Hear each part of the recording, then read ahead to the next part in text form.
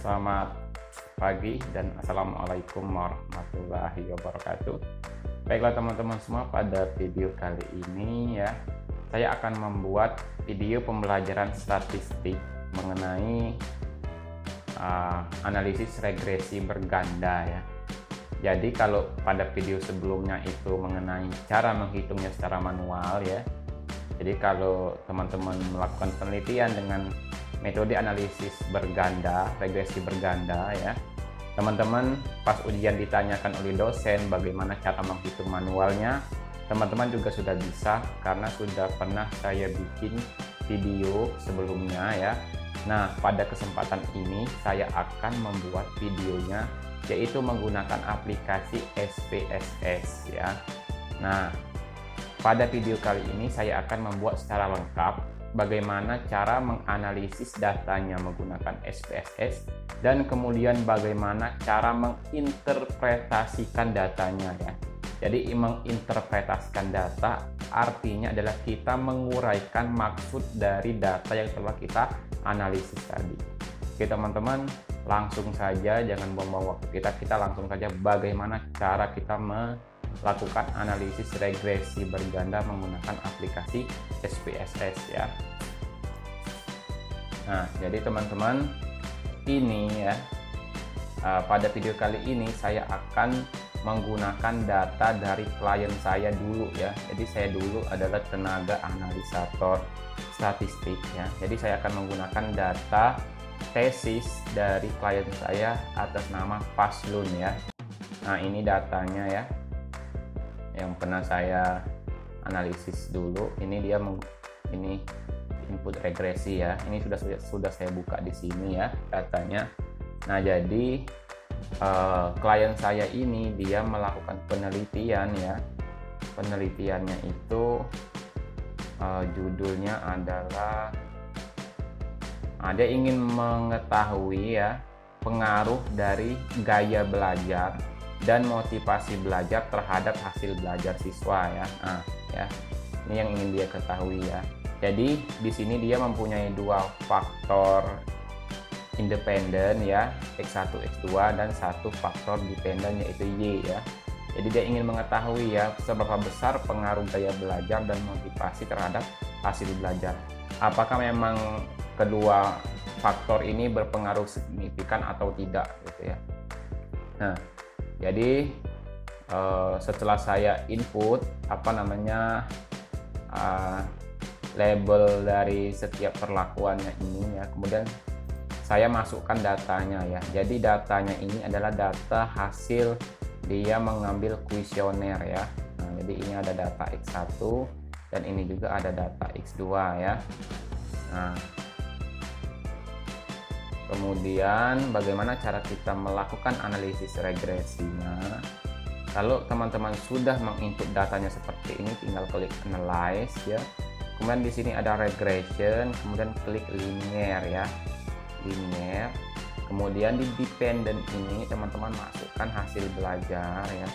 Kemudian di independent ini teman-teman masukkan ya gaya belajar dan motivasi belajar. Caranya klik ini.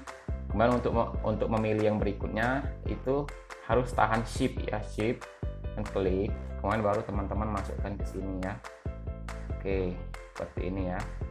Oke, setelah teman-teman masukkan seperti ini, sudah langsung aja teman-teman klik OK ya, klik OK.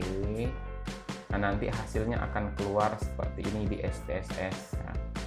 Nah ya, nah hasil-hasil seperti ini itu masih hasil dari SPSS ya.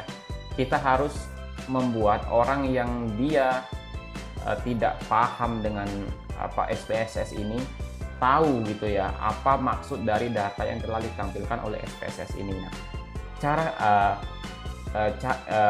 Kita menguraikan maksud dari data ini ya, itulah disebut dengan interpretasi data ya. Kita menjelaskan apa sih maksud data ini ya. Nah, jadi saya akan menjelaskan mulai dari yang tabel model summary ini, ANOVA sampai dengan uji T ini ya, uji T tiap variabelnya ini ya. Nah, jadi sudah saya siapkan. Nah, di di model summary kita uraikan itu disebut dengan uji goodness of fit ya. Nah, jadi kita di sini ada angka ini 0,633 itu adalah menunjukkan korelasi ya, korelasi hubungan antara hasil belajar ya, hasil belajar variabel dependennya dengan nilai variabel independennya, motivasi dan kedisiplinan. Seberapa besar sih hubungannya atau korelasinya? Yaitu sebesar 0,63, artinya dia termasuk dalam kategori kuat ya. Jadi kalau masih 0,6 itu masih sangat kuat ya. Kalau udah 0,5 itu sudah sedang ya. Kalau dia sangat kuat itu di angka 0,7 sampai 0,8 ya. Nah, kemudian di sini ada nilai R square ya, R square ya. Nah, angka koefisien determinasi R square itu sebesar 0,4 ya. Nah, tinggal kita kalikan dengan 0,4 itu artinya adalah 40% ya. Jadi 40% kan ini 0,4. Artinya apa? Oh, berarti variasi dari hasil belajar itu mampu dijelaskan oleh gaya mengajar dan motivasi sebesar 40%. Jadi masih ada faktor lain yang bisa diteliti ya oleh peneliti selain gaya belajar dan motivasi belajar ya. Nah, kenapa? Karena sisanya masih 60% ya.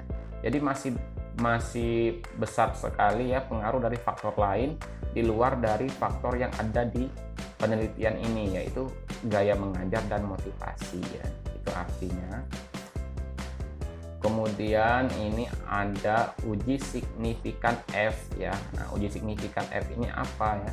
Jadi kita ya ingin mengetahui gitu ya pengaruhnya ya, signifikan atau tidak. Nah, cara menginterpretasikan data ini ya, dari hasil uji ANOVA atau uji F didapatkan F hitung sebesar 25,639. Ini F hitungnya ya.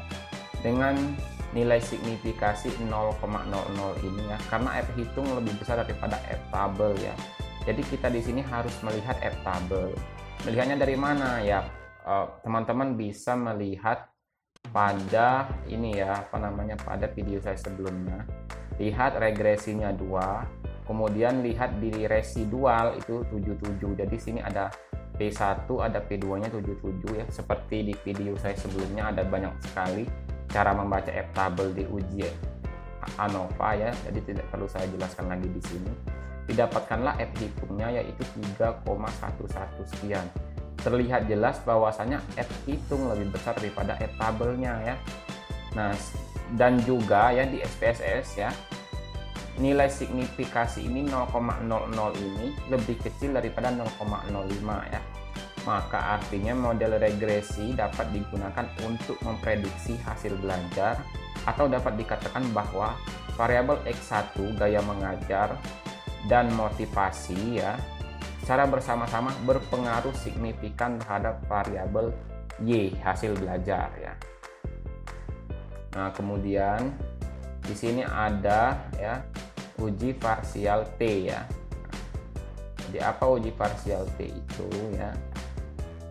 Jadi uji parsial T itu fungsinya adalah untuk mengukur sejauh mana pengaruh dari tiap variabel independen ya, motivasi dan kedisiplinan ya, motivasi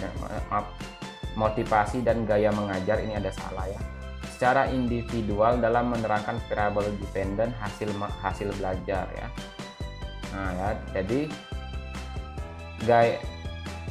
gaya mengajar ya dan motivasi tadi itu ada nilainya masing-masing ya di uji T-nya, ada nilai masing-masing. Nah, kalau kita lihat dari nilai signifikasinya semuanya di bawah 0,05 ya. Ini juga di bawah 0,05, ini juga di bawah 0,05. Jadi ya, ternyata masing-masing faktor ini dia mempunyai pengaruh yang signifikan terhadap hasil belajar ya. Nah, ini ya cara ini ya. Nah,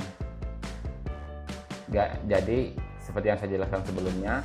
Jadi kita bandingkan nilai T hitung ya, T hitung ada di sini ya, T hitungnya ada.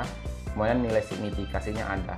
Kalau di SPSS ya tidak usah atau tidak perlu membandingkan T hitung dengan T tabel, tapi cukup membandingkan nilai signifikasinya dengan 0,05. Kalau dia lebih kecil dari 0,05, maka artinya variabel tersebut mempunyai pengaruh yang signifikan. Nah, jadi gaya mengajar itu memiliki pengaruh yang signifikan terhadap hasil belajar ya. Itu ya. Nah, kemudian yang berikutnya ya, yang motivasi belajar, ternyata dia juga lebih kecil daripada nilai 0,05 ya, nilai signifikasinya. Maka motivasi juga berpengaruh signifikan terhadap hasil belajar. Nah, kemudian di sini ada persamaan regresi ya. Nah, teman-teman lihat ya, ada Y, ada alfa, ada konstanta di sini. Nilainya 29756, artinya apa? Artinya tanpa dipengaruhi oleh gaya mengajar dan motivasi, maka nilai hasil belajar siswa adalah sebesar 29, sekian satuan ya. Kemudian ini ada X1 ya. X1 0,171. Artinya apabila gaya mengajar itu meningkat 1 satuan, maka hasil belajar siswa akan meningkat sebesar 0,171 satuan. Jadi ya, karena dia di sini tandanya positif, artinya ya dia selaras ya. Selaras artinya saat variabel X1 meningkat, maka variabel Y-nya juga meningkat ya.